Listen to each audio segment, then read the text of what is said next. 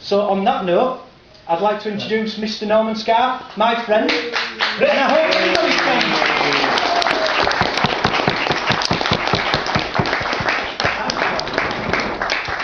Prisoner A 1903 CF. And I'm proud of that. No. Are there any gentlemen of the press present? No? Are there any of those sworn to keep the Queen's peace? No? I swear to keep the Queen's You're peace. sworn to keep, you have sworn to keep the Queen's peace? No, I haven't, I do. Okay. Any members of the British Legion present? No? And I would apologise that our medals are not as shiny as they might be. But I'm a bit like those coming out of the trenches with mud on my boots. I don't have time to bother. Anyway, where to start? First, perhaps, we should identify the enemy. Those who have brought or allowed Britain to become the Orwellian police state which it is now. I will say to start off with, I'm of a generation where gentlemen did not wear their hats indoors. Ladies did, but men didn't. So I don't normally wear mine indoors. I wear this for a purpose. This is the white beret of the Russian Convoy Club. I'm wearing that because of what it signifies. I am not proud of that. I am not proud of those medals. I am proud to have been in prison. Paul Henry Thoreau said 200 years ago, in a state which imprisons any unjustly, the true place for the just man is in prison. I'm proud to be in prison.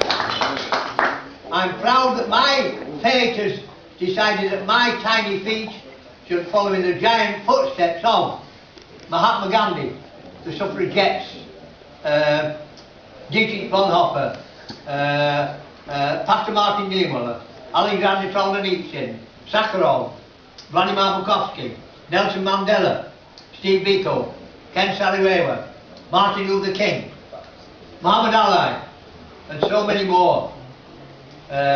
Some who survived, many who did not. All have been convicts.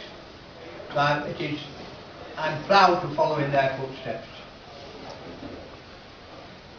With sadness, shame and sorrow, I am forced to tell you that I said we must identify the enemy. I'm forced to tell you that it is the quedglings of my generation which started the rot, followed by generations of quidlings. World War II did not end with the defeat of Hitler. A fifth column was waiting in the wings. They didn't need to invade because they were already here. And they have achieved by stealth that which Hitler failed to do by force. We are not just fighting against corrupt politicians, the judicial mafia, bank coppers and the like. We are, sadly, fighting most of the British people. I say it again with sadness, shame and sorrow. 33% of the British people are corrupt, 33% are brainwashed, and 33% are spineless. Only 1%, or thereabouts, have conscience and courage enough to speak out, to protest. The question is, how can we open the eyes of the brainwashed and ignite a spark of courage in the spineless?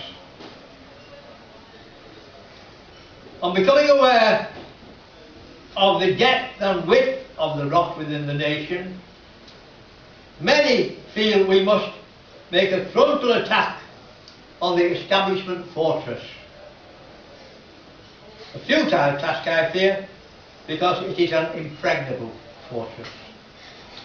All power comes out of the barrel of a gun, and they have the guns. The pen is mightier than the sword, they say.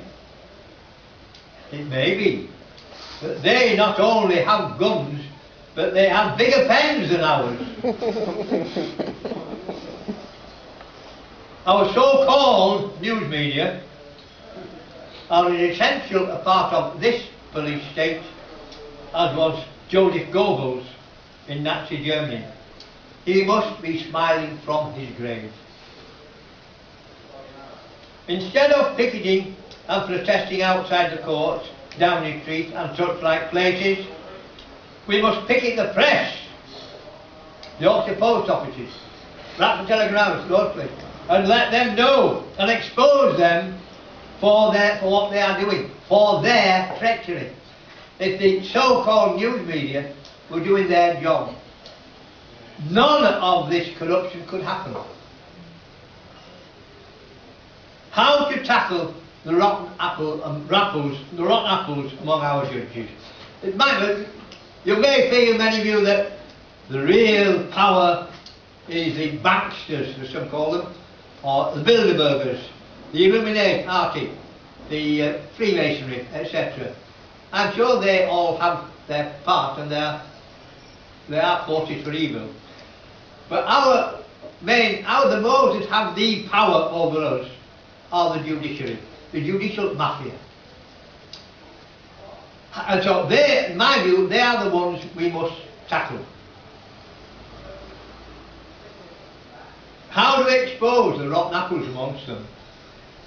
When one of them is at risk, the rest close ranks to protect the rotten apples, as Lord Justice Pickford did, so that His Honour, Judge Rose, the man that sent me to Hamley Jail, would not be exposed for the sadist that he is.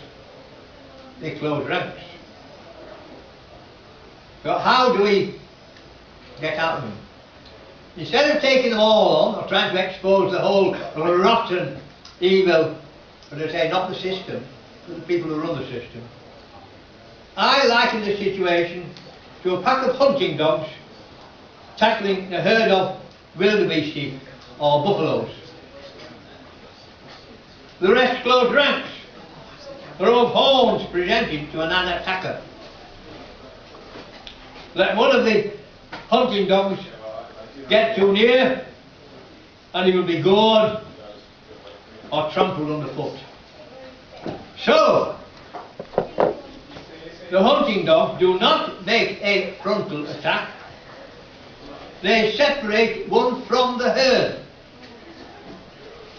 and the herd will then abandon that one to his fate.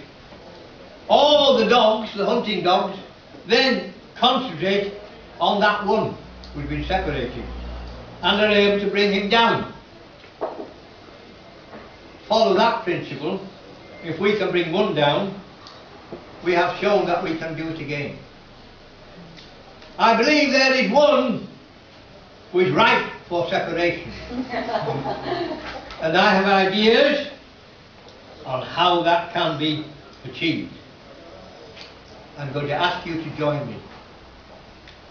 I said, in 2 days' time, next Tuesday evening, 6 o'clock or thereabouts.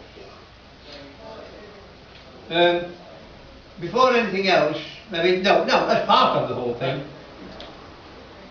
Some people that wrote to me in prison compared my treatment to all these wicked looters and rioters.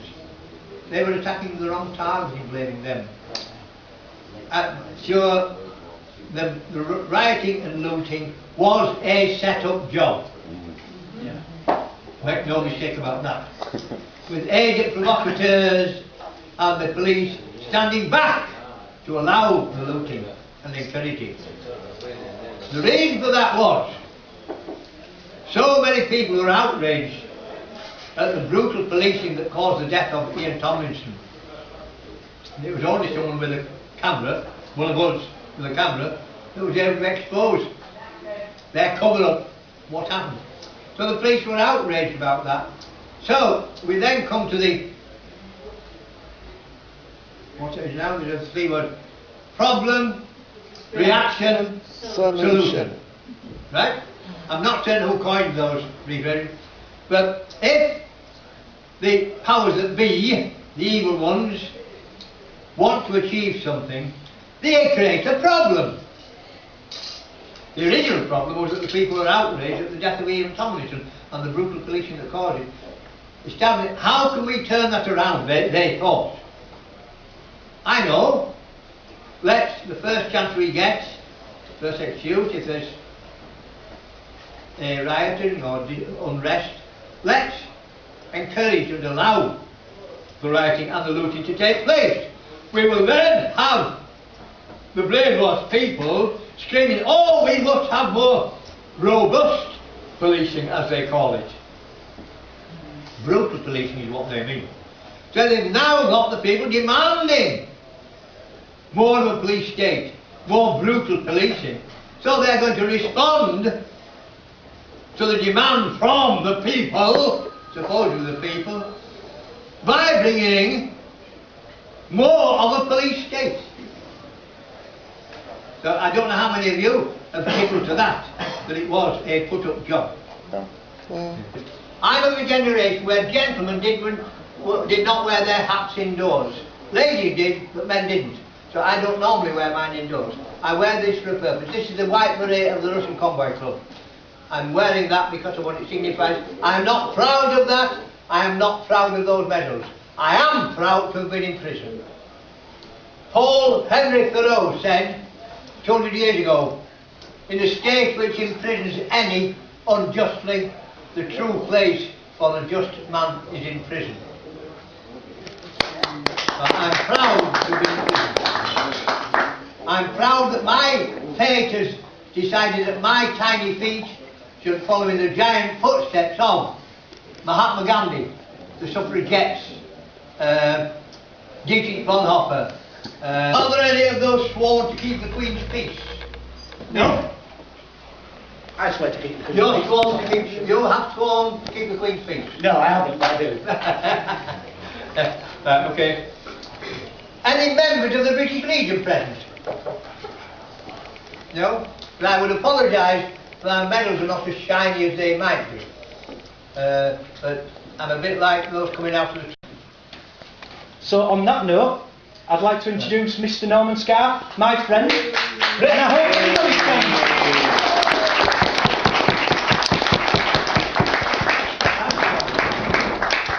Prisoner A 1903 CF. And I'm proud of that. No. Are there any gentlemen of the press present? No?